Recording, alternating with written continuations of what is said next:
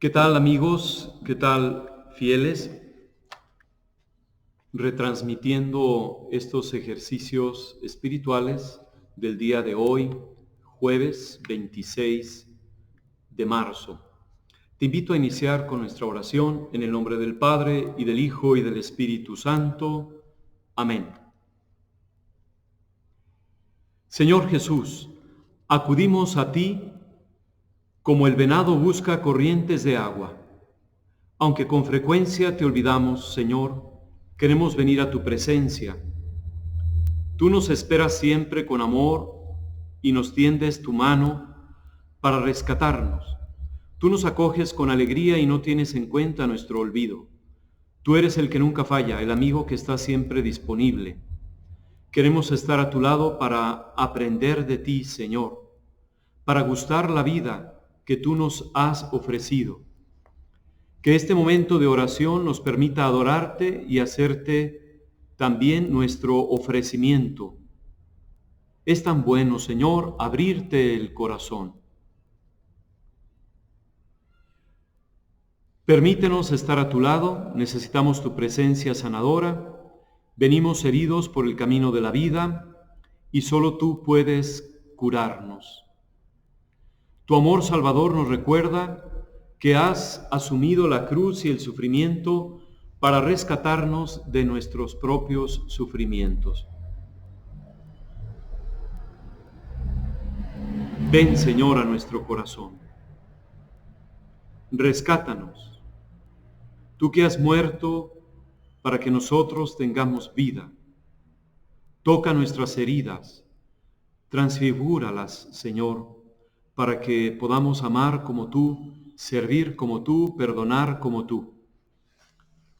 Traemos también los sufrimientos del mundo para depositarlos a tus pies. Un mundo que se esfuerza en buscar la libertad mientras se hace esclavo de caprichos, placeres y cosas superficiales. Este mundo te necesita, Señor, y nosotros queremos comprometernos con la humanidad necesitada de ti.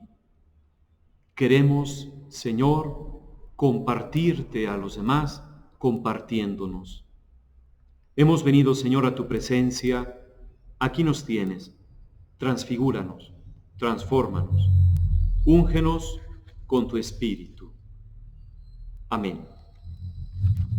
En el nombre del Padre, y del Hijo, y del Espíritu Santo. Quisiera en este día compartir junto contigo, camino a esta vida nueva en el Espíritu, camino hacia la Pascua, recorriendo nuestra Cuaresma, compartir contigo un pasaje de un sermón de San Agustín, obispo y doctor de la Iglesia.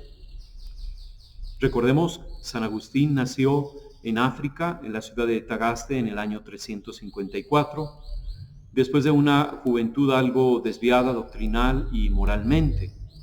Se convirtió estando en Milán, en Roma, en Italia, y el año 387 fue bautizado por el obispo Ambrosio, San Ambrosio. Agustín, vuelto a su patria, llevó una vida dedicada al ascetismo y fue elegido obispo de Hipona, norte de África. Durante 34 años ejerció este ministerio y fue un modelo para toda su feligresía, para toda su grey.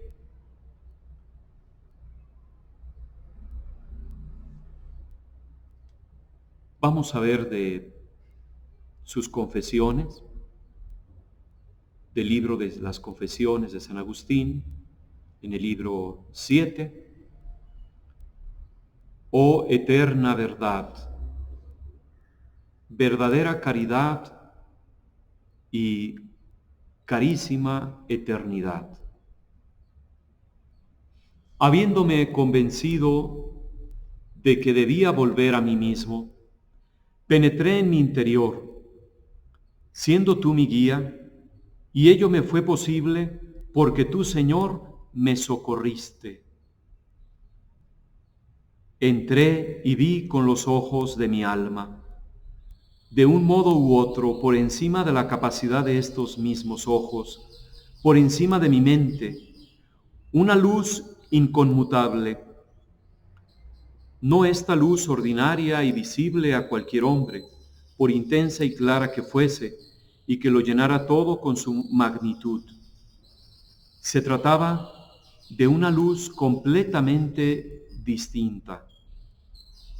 Ni estaba por encima de mi mente, como el aceite sobre el agua o como el cielo sobre la tierra, sino que estaba en lo más alto, ya que ella fue quien me hizo, y yo estaba en lo más bajo, porque fui hecho por ella.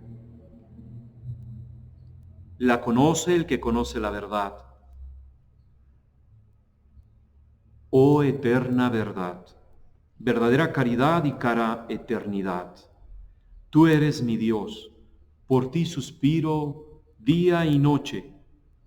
Y cuando te conocí por primera vez, fuiste tú quien me elevó hacia ti para hacerme ver que había algo que ver que yo no era aún capaz de verlo. Y fortaleciste la debilidad de mi mirada, irradiando con fuerza sobre mí. Y me estremecí de amor y de temor, y me di cuenta de la gran distancia que me separaba de ti, por la gran semejanza que hay entre tú y yo, como si oyera tu voz que me decía desde arriba: soy alimento de adultos, crece y podrás comerme. Y no me transformarás en substancia tuya, me decía, como sucede con la comida corporal, sino que tú te transformarás en mí. Y yo buscaba el camino para adquirir un vigor que me hiciera capaz de gozar de ti, y no lo encontraba hasta que me abracé al mediador entre Dios y los hombres, Cristo Jesús. Hombre también Él, el cual está por encima de todas las cosas, Dios bendito por los siglos, que me llamaba y me decía: yo soy el camino de la verdad y de la vida.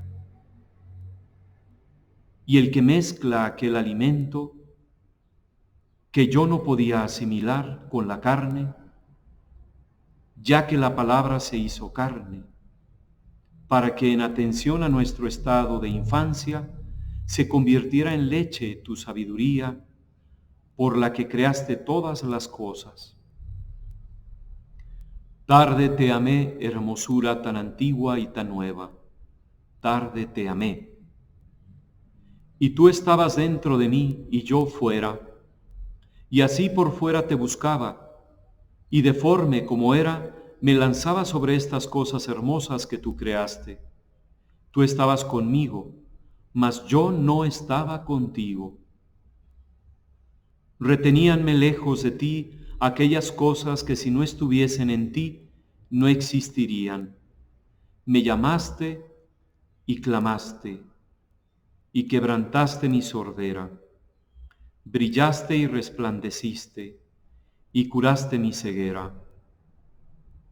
Exhalaste tu perfume y lo aspiré, y ahora te anhelo.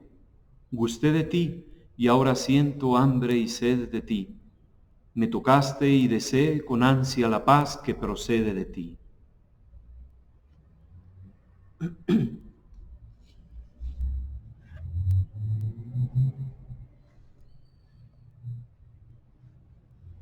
Aquí San Agustín nos ha presentado una espléndida introspección hacia sí mismo. Se ve en él una mirada limpia, como la de un contemplativo. Al considerar su propia vida, San Agustín se siente deslumbrado por el amor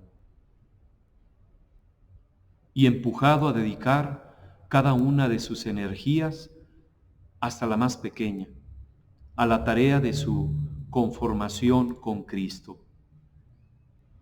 Por fin, casi al final del texto,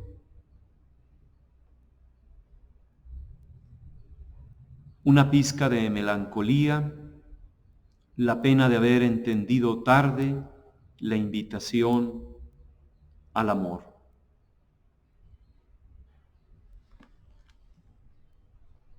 Quise compartir contigo este pasaje de las Confesiones de San Agustín. Más tarde escucharemos alguno de sus sermones, porque el ejercicio de hoy debemos conectarlo con esa introspección que venimos haciendo en estos ejercicios. El reconocernos está bien, pero es reconociendo a Dios que podremos valorarnos propiamente. Es conociendo a Cristo, el mediador entre el Padre y nosotros, es conociendo a Cristo, camino, verdad y vida, que nos podremos también conocer a nosotros mismos. Que te conozca, Señor, para que me conozca, diría también San Agustín. Que conociéndote, Señor, me conozca a mí mismo. Hemos de conocernos a nosotros mismos, conocer lo que Dios nos da, los talentos, las virtudes, también nuestras fallas y pecados, para poder superarlos. Necesitamos, frente a Dios, desde Cristo Jesús, conocer cuánto nos ha enriquecido, conocer los dones y carismas para poderlos desarrollar, conocer su misericordia, experimentar su amor, para también nosotros, descubriéndonos amados por Él, amar a los demás. Al sentir el dolor, nuestros corazones afligidos nos hacen abrir los ojos, unos ojos interiores a un mundo en el que se sufre pérdidas que exceden con mucho nuestro reducido mundo de la familia, los amigos, los colegas.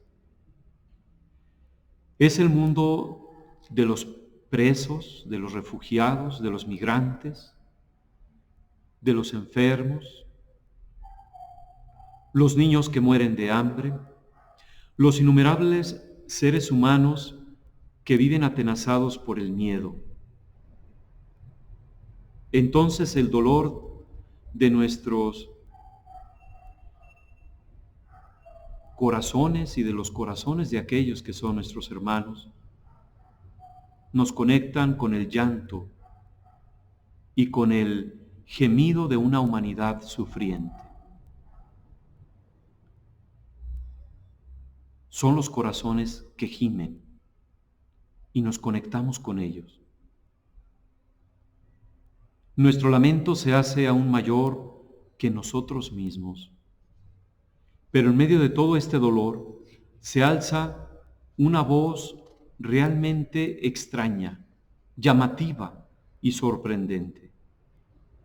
Es la voz del que me dice: dichosos los que lloran, porque ellos serán consolados. Nos pudiera sorprender estas palabras de Cristo. ¿Cómo sentirse dichosos en medio del llanto, del sufrimiento y del dolor?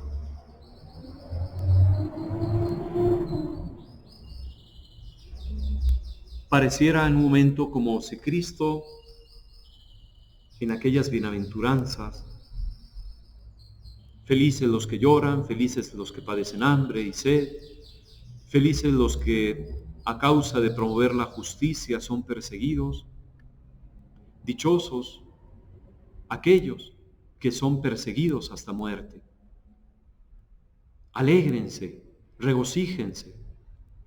Pareciera que Cristo, en esas bienaventuranzas, pues no se burlara del sufrimiento, pero algo semejante, como si quisiera menospreciar nuestros dolores y sufrimientos. Pero es todo lo contrario. Cristo nos invita a descubrir en medio de nuestros sufrimientos y los sufrimientos de quienes nos rodean, descubrir su presencia. Descubrir que ese dolor más que nuestro es suyo, de Cristo, que le pertenece y que Él padece junto con nosotros. Y esa es la mayor razón de nuestra bienaventuranza, el descubrir que nuestro propio sufrimiento desde la fe se convierte en un tesoro que salta hasta la vida eterna.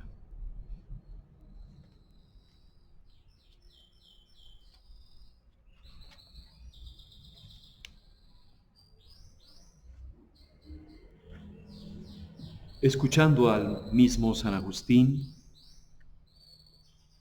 los de fuera, lo quieran o no, son hermanos nuestros. Es decir, hay quienes quizá aún no son miembros de la Iglesia, pero también sufren. Y aunque ellos no lo quieran, son hermanos nuestros. Dice San Agustín: hermanos, os exhortamos vivamente a que tengáis caridad no solo para con vosotros mismos, sino también para con los de fuera, ya se trate de los paganos que todavía no creen en Cristo, ya de los que están separados de nosotros, que reconocen a Cristo como cabeza, igual que nosotros, pero están divididos de su cuerpo. Deploremos, hermanos, su suerte, sabiendo que se trata de nuestros hermanos. Lo quieran o no, son hermanos nuestros. Dejarían de serlo si dejaran de decir Padre nuestro. Dijo de algunos el profeta: a los que os dicen, no sois hermanos nuestros, decidles, sois hermanos nuestros. Atended a quienes se refería al decir esto. ¿Por ventura a los paganos? No, porque según el modo de hablar de las Escrituras y de la Iglesia, no los llamamos hermanos. ¿Por ventura a los judíos que no creyeron en Cristo? Leed los escritos del apóstol y veréis que cuando dice hermanos, sin más se refiere únicamente a los cristianos. ¿Y tú, cómo juzgas a tu hermano? ¿O por qué desprecias a tu hermano? Y dice también en otro lugar: vosotros hacéis injusticias y despojáis, y esto con hermanos. Esos pues que dicen, no sois hermanos nuestros, nos llaman paganos. Por eso quieren bautizarnos de nuevo, pues dicen que nosotros no tenemos lo que ellos dan. Por esto es lógico su error, al negar que nosotros somos sus hermanos. Mas, ¿por qué nos dijo el profeta, decidles, sois hermanos nuestros? Sino porque admitimos como bueno su bautismo, y por esto no lo repetimos. Ellos, al no admitir nuestro bautismo, niegan que seamos hermanos suyos. En cambio nosotros, que no repetimos su bautismo, porque lo reconocemos igual al nuestro, les decimos, sois hermanos nuestros. Si ellos nos dicen, ¿por qué nos buscáis? ¿Para qué nos queréis? Le responderemos, sois hermanos nuestros. Si dicen, apartaos de nosotros, no tenemos nada que ver con vosotros, nosotros sí que tenemos que ver con ellos. Si reconocemos al mismo Cristo, debemos estar unidos en un mismo cuerpo y bajo una misma cabeza. Os conjuramos, pues, hermanos, por las entrañas de la caridad, con cuya leche nos nutrimos, con cuyo pan nos fortalecemos, os conjuramos por Cristo nuestro Señor, por su mansedumbre, a que usemos con ellos de una gran caridad, de una abundante misericordia, rogando a Dios por ellos para que les dé finalmente un recto sentir, para que reflexionen y se den cuenta que no tienen en absoluto nada que decir contra la verdad. Lo único que les queda es la enfermedad de su animosidad. Enfermedad tanto débil cuanto más fuerte se cree.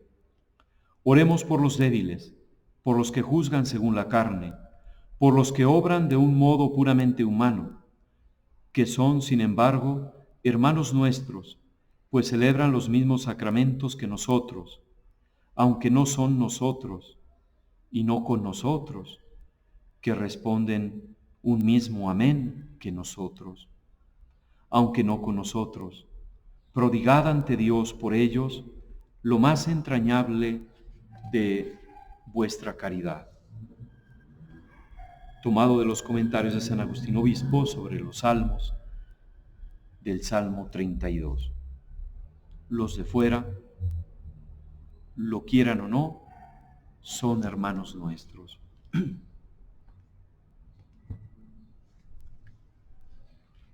¿Cuántos hoy, estando bautizados, a veces se alejan de la iglesia? Y nosotros hoy tenemos que buscarles también a ellos. A veces nos tratan como si no fuéramos de los suyos, pero son hermanos nuestros. ¿Y cuántos aún sin conocer a Cristo empiezan a simpatizar con la verdad del crucificado? La condición de uno, según cada cual, habremos de acompañarles en su catecumenado o en su renovación de su propio bautismo recibido en Cristo Jesús. Quienes preguntan, ¿en cuántas personas has influido? ¿Cuántas conversiones has logrado? ¿Cuántas enfermedades has sanado? ¿Cuánta alegría has repartido? Siempre recibirán respuestas un tanto decepcionantes. El propio Jesús y sus discípulos no tuvieron demasiado éxito. El mundo sigue siendo un lugar sombrío, lleno de violencia, corrupción, opresión, explotación, y probablemente siempre será así. La cuestión no es cuánto y en cuánto tiempo, sino dónde y cuándo. No cuánto y cuánto tiempo, sino dónde y cuándo. ¿Dónde se está celebrando la Eucaristía? ¿Dónde están las personas que se reúnen en torno a la mesa y parten juntas el pan? ¿Y cuándo sucede esto? El mundo está sometido al poder del mal. El mundo no ha sido ni será nunca capaz de reconocer la luz que brilla en la oscuridad. Pero sí hay personas que en medio de este mundo viven sabiendo que Él está vivo y habita dentro de nosotros, que han superado el poder de la muerte y nos ha abierto el camino hacia la gloria. Hay personas que en memoria de Él se reúnen en torno a la mesa y hacen lo que Él hizo. Hay personas que siguen contándose unas a otras sus historias de esperanzas y salen juntas a ayudar a sus semejantes, sin la pretensión de resolver todos los problemas, sino para llevar una sonrisa a un moribundo y un poco de esperanza a un niño abandonado. Por muy pequeña, poco espectacular y oculta que pueda parecer esta vida, y sobre todo una vida desde la Eucaristía, es como la levadura, como la semilla de mostaza, es como una sonrisa en el rostro de un enfermo, de un anciano, de un niño, de un amigo, de un hermano. Es precisamente Eso lo que mantiene viva la fe, la esperanza y el amor. En un mundo que se halla constantemente al borde de la autodestrucción. Hoy, ¿cuántos son los desempleados a causa de esta epidemia? ¿Cuántas empresas han cerrado, han suspendido labores? Algunos darán algún apoyo en algunos países, en otros no se podrá. ¿Cuántos han sido despedidos de entre tus vecinos, de nuestra comunidad en la que nos encontramos? ¿Cuántos sufrimientos? ¿Quién celebra la Eucaristía? Jesús tomó un pan, lo partió y lo compartió. La Eucaristía, como celebración litúrgica, nos compromete a traer como ofrenda, junto con el pan y el vino, nuestra vida diaria, nuestras obras de caridad, la vivencia del Evangelio, el servir en obras de misericordia a quien lo necesita según su necesidad espiritual, material. ¿Qué tanto nosotros vivimos la Eucaristía? ¿Qué tanto nosotros nos hacemos Eucaristía? ¿Dónde se celebra la Eucaristía? ¿Cuándo? Hoy muchos se preguntan, con las misas suspendidas en muchos lugares del mundo, ¿dónde se celebra una Eucaristía? ¿Cuándo se celebra la Eucaristía? Debemos hacer vida diaria la Eucaristía. Ha habido santos que han compartido que bastaría haber recibido una sola vez a Cristo en la Sagrada Comunión, en la Sagrada Eucaristía, para tener vida eterna. Bastaría haberle recibido una sola vez para obtener todos los beneficios que Él nos alcanzó en la cruz resurrección. Y hoy que muchos anhelan la Eucaristía, o que muchos sacerdotes anhelamos tener nuevamente nuestros templos, la compañía de nuestros fieles, ¿dónde? ¿Cuándo? Pues podríamos decir, aquí y ahora, cada día, cada momento, si vivimos en profunda comunión con Cristo, si vivimos en esa ofrenda continuada, si de veras buscamos a los hermanos, aunque nos digan que no son nuestros hermanos, y buscarles, ir a su encuentro, ayudar al que nos necesita, ofrecernos junto con Cristo. No hay minuto en mi vida en que no esté tentado por la tristeza, la melancolía, el cinismo, el mal humor, los pensamientos sombríos, las especulaciones morbosas, las oleadas de depresión. Y a menudo dejo que ellos cubran la alegría de estar en la casa de mi Padre. Pero cuando creo de verdad que ya he llegado y que mi Padre me ha vestido con una túnica y ha puesto en mi mano un anillo, que ha puesto unas sandalias en mis pies, entonces me quito la máscara de tristeza de mi corazón y hago desaparecer la mentira que me habla de mi propio yo y descubro la verdad con la libertad interior del Hijo de Dios. Pero aún hay más. La llamada ahora es que yo mismo me convierta en el Padre. Esta llamada me da miedo. Cuanto más cerca de casa estoy, más claro veo que hay otra llamada más. Es la llamada a convertirme en el Padre que da la bienvenida y organiza una fiesta. Ahora veo que las manos me perdonan, consuelan, curan y ofrecen un banquete. Tienen que ser mías.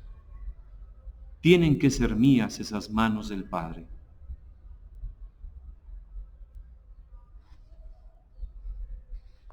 San Pío de Pietrelcina, casi al final de sus días, externaba algo que quizá le maravilló a lo largo de muchos años en su vida.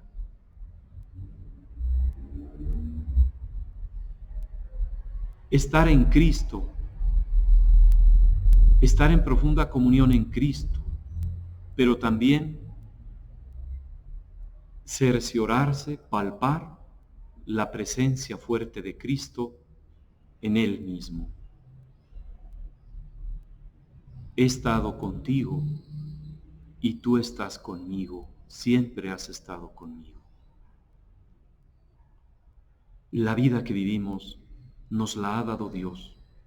Debemos vivirla en Dios y ahí nada se pierde. Ahí está la bienaventuranza. Si nos toca vivir el dolor, el sufrimiento, ofrecernos conscientes de que Cristo está sufriendo en nosotros.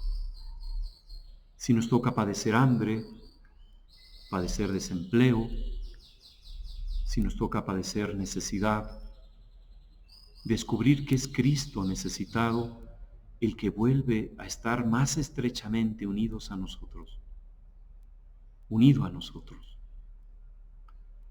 Si nos toca compartir y dar a los demás, curar sus heridas, descubrir que nuestras manos son las manos del Padre Celestial, son las manos de Cristo, son el fuego del Espíritu que, ardiente en caridad, se desbordan estas manos, estos pies, esta mirada, nuestras palabras, nuestro corazón, en servicio a quien lo necesita. Vivamos en Cristo y desde Cristo. Cristo nos comparte en distintos niveles su ser de pastor. San Gregorio Magno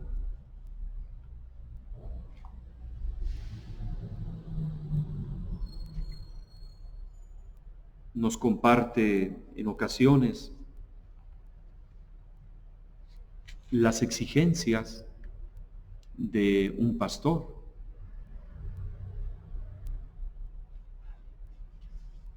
El mismo San Agustín,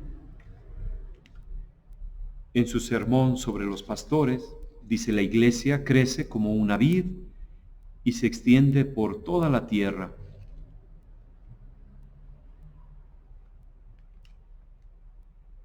Mis ovejas se desperdigaron y vagaron sin rumbo por los montes y collados.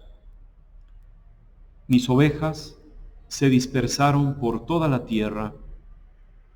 ¿Qué significa se dispersaron por toda la tierra?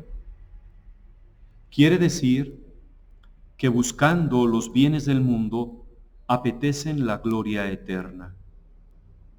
La gloria terrena. Eso es lo que aman, eso es lo que desean. No quieren morir para que su vida quede oculta en Cristo. Se dispersaron por toda la tierra a causa del amor de los bienes del mundo y porque son en verdad ovejas desperdigadas y sin rumbo por toda la tierra. Viven en diversos lugares. Una única madre, la soberbia, las engendró a todas, al igual que una sola madre, nuestra Iglesia Católica, ha dado también a luz a todos los fieles cristianos esparcidos por todo el orbe. Nada tiene de extraño que la soberbia engendre divisiones y el amor engendre unidad. Nuestra Madre, la Iglesia Católica, y el pastor que en ella mora, van buscando por todas partes a las ovejas descarriadas y perdidas. Fortalecen a los débiles, curan a las enfermas, vendan a las heridas por medio de diversos pastores y diversas pastorales, los cuales, aunque se desconozcan mutuamente, son de la Iglesia, pues ella con todos está identificada. De esta forma, la Iglesia crece como una vid y se extiende por toda la tierra. Los malos pastores, en cambio, son como sarmientos inútiles que a causa de su esterilidad han sido cortados por la podadera del agricultor, no para destruir la vid, sino para que ésta continúe existiendo. Aquellos sarmientos, pues han quedado en el mismo lugar donde cayeron al ser cortados. La vid, en cambio, extendiéndose entre todos los pueblos, reconoce como propios los sarmientos que en ella permanecieron y considera como cercanos así aquellos otros que le fueron cortados. La razón por la cual se preocupa de los sarmientos cortados, como si se tratara de algo que le debe pertenecer de nuevo, es aquello que afirma el apóstol: poderoso es Dios para injertarlos de nuevo. Llámense pues ovejas descarriadas del rebaño, llámense sarmientos cortados de la vid. Dios, el pastor supremo y verdadero agricultor, es poderoso tanto para hacer volver a la oveja al buen camino, como para injertar el sarmiento desgajado. Mis ovejas se dispersaron por toda la tierra, sin que nadie las cuidase y saliese en su busca.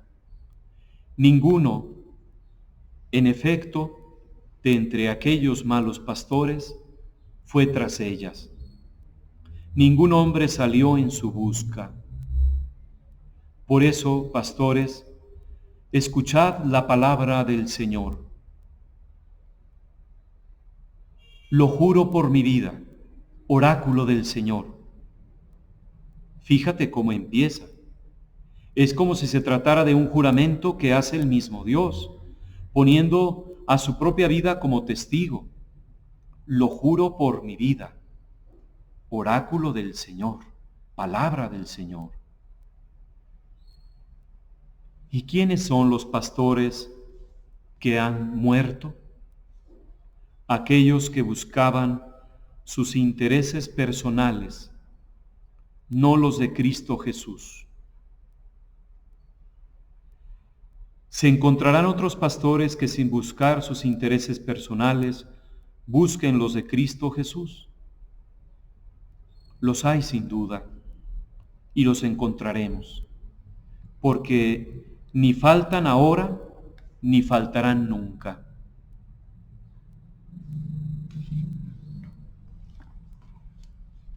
Hoy, que muchos buscan celebrar la Eucaristía y participar en ella, hoy que muchos buscan a un representante de Cristo y de la Iglesia, a un pastor, a un sacerdote, a un obispo, para confesarse, para alimentarse de la palabra y de la Eucaristía. Hoy hay muchos que precipitadamente puedan juzgar a los pastores, pero también puede que en algunos casos tengan razón. No hemos de juzgar las personas, sino los hechos. Las personas solamente deben ser juzgadas por Dios. Sin embargo, las actitudes, los hechos, las obras, hablan por sí mismas, dan testimonio de sí mismas. No nos precipitemos, ni ustedes, ni yo, ni nadie, a emitir algún juicio, ni sobre las ovejas, ni sobre los pastores. Pero este ejercicio espiritual debe ayudarnos a reflexionar. Y a ti, como seglar, como laico, como cristiano en medio del mundo, a ti que no eres monje ni monja, religioso, que no vives encerrado en un monasterio y que no eres sacerdote, pues también debes de ejercer la corrección fraterna a tus pastores. Decíamos que Cristo comparte su ser de pastor con todos. El papá, la mamá, son pastores para sus hijos ahí en el hogar. El hermano, la hermana, hacia sus hermanos y sus amigos. Y a veces hacia con sus padres. Todos debemos pastorear. No seamos malos pastores. No busquemos nuestros intereses mezquinos. Busquemos siempre los intereses de Cristo. Venzamos el miedo, venzamos la inercia, el letargo. Seamos creativos y prudentes. Hoy hay muchos comentarios de cómo muchos sacerdotes se han volcado a las redes sociales queriendo transmitir celebraciones eucarísticas, queriendo hacer llegar los ejercicios espirituales, la palabra de Dios, horas santas, exponiendo al Santísimo Sacramento en los altares y transmitiendo esto en las redes sociales. Ha habido quienes han criticado esto, incluso algunos obispos y algunos sacerdotes mismos en el mundo lo han puesto en tela de juicio. Quizá yo mismo, antes de tratar de emitir la primera Eucaristía o el primer momento de oración o reflexión, me preguntaba, pues, ¿hay transmisiones de mejor calidad? ¿Hay transmisiones abundantes en las redes sociales? Las que transmite el Papa desde Roma, las que transmite cada obispo en su diócesis. Y pensaba yo, pues con eso es suficiente. Sin embargo, pues los seglares son los que me sugirieron. Los seglares, hambrientos, sedientos, necesitados, me hicieron llegar su sugerencia. Y es que no es un falso protagonismo, sino el querer hacer llegar el ejercicio del ministerio, especialmente a la feligresía en la parroquia. Claro, a nuestra familia, a nuestros seres queridos, a nuestros amigos, a nuestros grupos. Otra cosa es que busques afanosamente los like. Si buscamos nuestros beneficios, si buscamos nuestros proyectos, o si buscamos, a pesar de los errores, a pesar de las limitaciones, a pesar de una calidad no tan óptima como en otros espacios y con otros sacerdotes, pero es compartir lo que Dios nos da.